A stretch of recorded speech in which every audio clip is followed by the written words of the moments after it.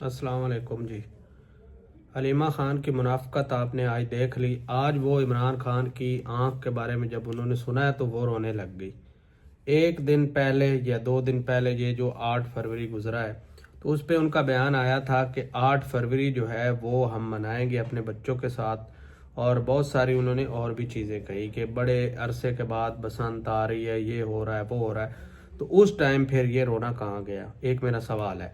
دوسری چیز یہ ہے کہ آئے روز کوئی نہ کوئی جو بھی واقعہ ہوتا ہے اس کو پاک فوج پہ ڈالنے کی کوشش کی جاتی ہے، یعنی گلی میں کتا بھی اگر مر گیا ہے تو وہ بھی کسی جرنیل کے نام لگا دیا جائے گا کہ یہ اس نے مارا ہے یا یہ پاک فوج کا کام ہے۔ کوئی دہشت گردی ہوتی ہے تو پاک فوج کا کام ہے، کوئی بھی کام ملک میں ہوتا ہے تو یہ پاک فوج کا کام ہے۔ تو یہ ایک بیانیہ گھڑا گیا ہے اور اس پہ جو لوگ لگ گئے ہیں، خاص طور پہ جو پی ٹی آئی کے ورکر ہیں وہ لگ گئے ہیں۔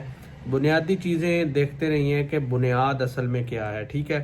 اور جتنے بھی حملے ہو رہے ہیں اور جتنے بھی باہرلے ممالک پہ بھی حملے ہو رہے ہیں، یہاں تک ان کا ذہنی جو تجزیہ ہے وہ یہ کہتا ہے کہ اس میں بھی جو ہے پاک فوج کا ہاتھ ہے۔ اب بنگلہ دیش میں دیکھ لیں، جو ان کا کانسٹیٹیوشن چینج ہوا اور جو چیزیں جو ہیں ان کے معاملات جس طرح ایک رجیم چینج آیا، تو اس میں بھی جو ہے ہمارے خاص طور پہ پی ٹی آئی کے ورکر کہتے ہیں کہ یہ جی رجیم چینج ISI لے کے آئی ہے، اور جو ہے بہت سارے اس طرح کے من گھڑت جو ہے کہانیاں بنائی جاتی ہیں۔ تو اس طرح کا کوئی معاملہ نہیں ہوتا، حقیقت سے لوگ کو سو دور ہے۔